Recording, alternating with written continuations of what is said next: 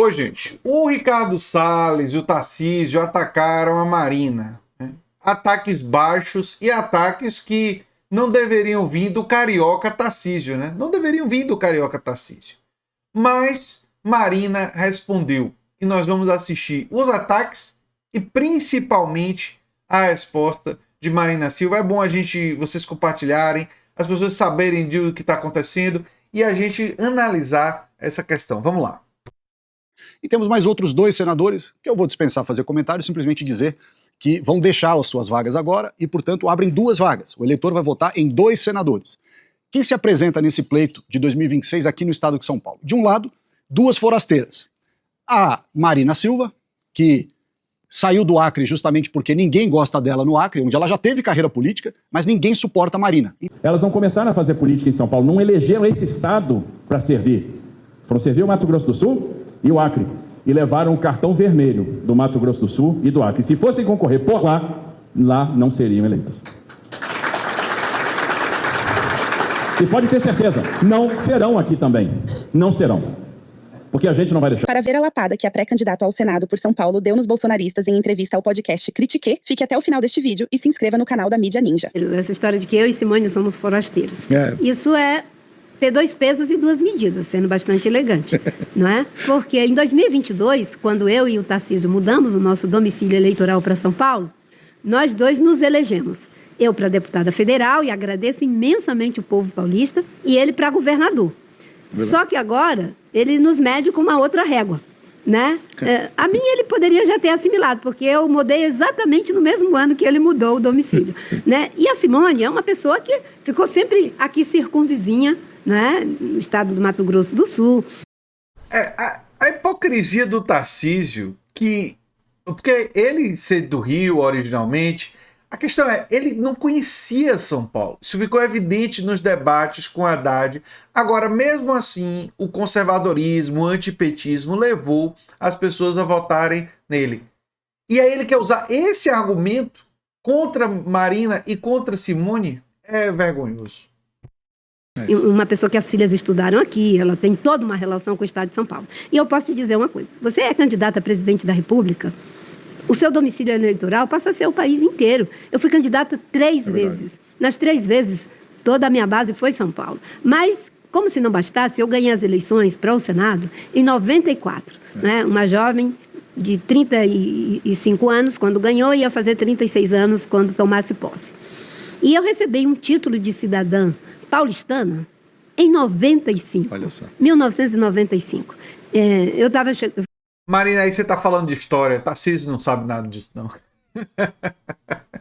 Não conhece a sua trajetória e tal. Enfim.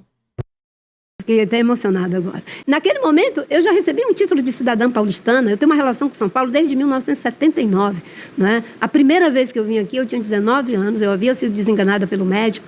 E eu ouvia no rádio, lá no meio da floresta, de que São Paulo, Rio de Janeiro, era muito desenvolvido. Então, quando o médico disse que não tinha jeito, eu pensei, eu quero ir para São Paulo. Muito grata a Deus, ao povo paulista, porque não só salvou a minha vida, mas me recebeu com respeito, né? Até hoje, mesmo as pessoas que divergem de mim, as pessoas que falam essas grosserias, é uma minoria da minoria, que não aprendeu, como dizia minha avó, a ter educação doméstica. Que eu aprendi a tratar todo mundo com respeito, né? E esse negócio de forasteiro. Forasteiro é quem põe o chapéu dos Estados Unidos e quando alguém pergunta o que vai fazer para o tarifaço que foi feito aqui em São Paulo, que vai tirar 4 bilhões da nossa economia, diz que... O tarifaço, o forasteiro maga, o Tarcísio é o forasteiro maga, porque ele tá servindo aos interesses dos Estados Unidos. Ui! Nossa! Rapaz, essa queimada deve tá sentindo até agora o Tarcísio, deve estar vermelho, não é do boné apenas, é da queimada que ele levou da Marina. Nossa Senhora, segue, vai! Diz que não é problema dele. Né? Forasteiro não é alguém que veio da Síria, da Itália, da França, do Líbano, da onde foi. Aqui todo mundo veio de algum lugar, mas tem as pessoas, né, historicamente, de São Paulo. Mas eu agradeço essa generosidade. Eu vou para o interior, as pessoas me recebem muito bem, mesmo aquelas que divergem, sabe? É a minoria da minoria. E a pessoa não precisa tratar mal ninguém, né? Porque não vai votar. Poxa, além de não votar, ainda trata mal? Pelo amor de Deus. Nesta semana, Salles, ex-ministro do Meio Ambiente do governo de Jair Bolsonaro, declarou ao TSI ter 9 milhões de reais em bens, incluindo uma casa em Portugal. O valor declarado é 127,95%, maior do que o apresentado por ele nas eleições de 2022. Já Tarcísio, na mesma semana, estendeu o tapete azul para Javier Milei, gesto associado à onda azul, símbolo da direita defendido pelo presidente argentino. Enquanto São Paulo enfrenta problemas em diversos setores, Marina também fez uma importante análise sobre o mal da lacração e políticos que só usam frase de efeito, mas não apresentam nenhum projeto para o país. Uma crítica que também cai como uma luva à campanha de Flávio Bolsonaro. Acho que hoje tem um pragmatismo exacerbado em que as pessoas parecem que é a eleição pela eleição, o poder pelo poder. Isso não ajuda a prosperar a política no sentido de acumular qualitativamente para a qualidade da própria política. Nós estamos em crise na política, o mundo está vivendo uma crise política, né? E essa crise é muito difícil de ser resolvida, porque é a crise da própria política que é a ferramenta de ajudar a resolver as crises. E uma crise também na democracia.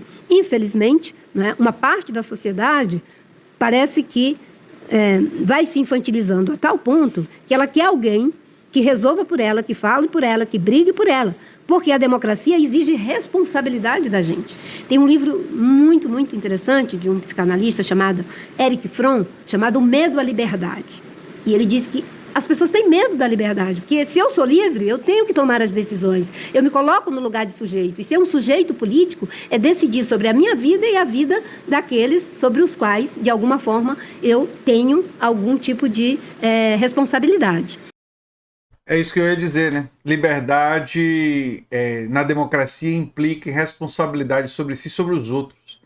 E ela está fazendo uma análise muito interessante sobre o movimento neofascista e o autoritarismo extremo desse movimento. Um dos aspectos desse autoritarismo que eu vejo como mais assim chocante é a coisa da coisa de quanto eles se colocam subalternos ao poder, né? Ao Trump, né?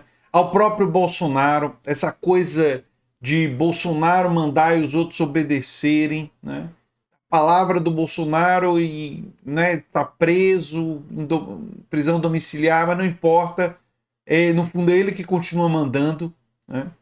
E um desejo das pessoas entregarem para outros a responsabilidade de pensar por elas. Muito da coisa que está rolando das bolhas e de você meio que aluga o seu cérebro, essas pessoas, a um pensamento externo. Então, o outro acaba definindo e vem um pacote completo, que um pacote completo vem antivacina, vem negacionismo climático, vem defesa do autoritarismo, vem o pacote completo lá da extrema-direita.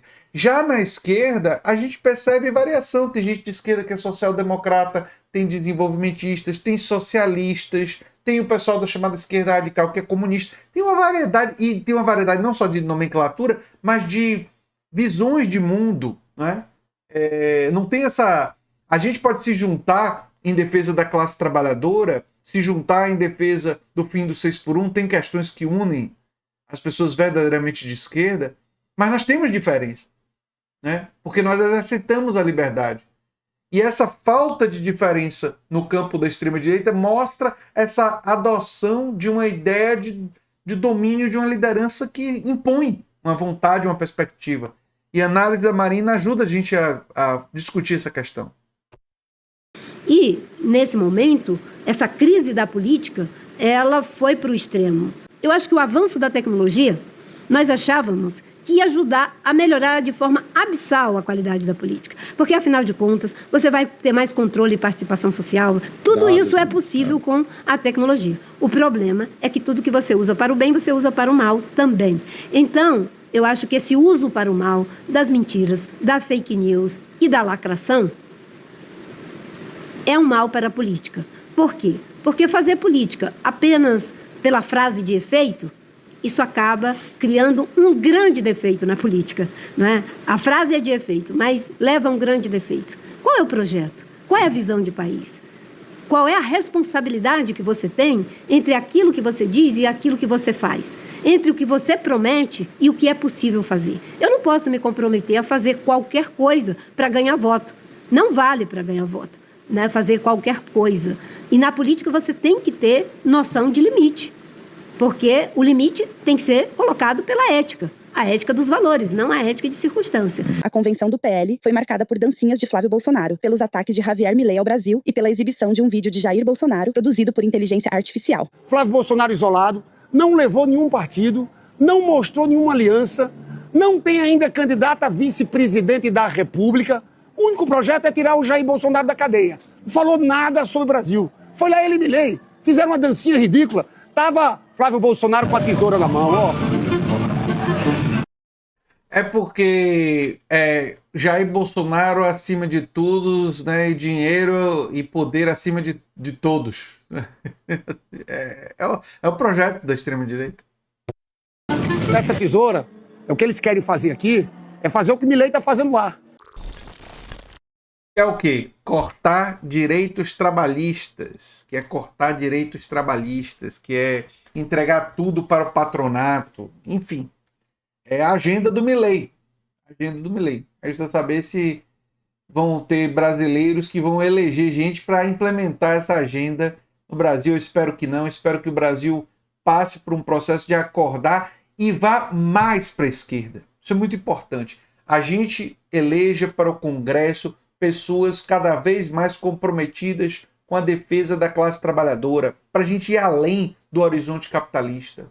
O horizonte capitalista o sistema capitalista é o grande inimigo e suas consequências em concentração de riqueza, em concentração de poder. Nós temos que ter um horizonte que o supera, que vai além dele. E para isso precisamos de um Congresso mais comprometido com a classe trabalhadora. Enfim, eu sou André Teixeira Jacobino, o canal é a Nova Máquina do Tempo. Se você gosta do que a gente faz, se inscreve, dá um like, compartilha. O Pix do canal é andretj@terra.com.br. Você pode ganhar dinheiro divulgando os cursos da gente. Tem um link explicando isso no comentário. Não tem pegadinha, não tem custo. E gostou desse vídeo? Provavelmente vai gostar do vídeo sugerido aqui no final. Um abração e até o próximo vídeo. Tchau, tchau.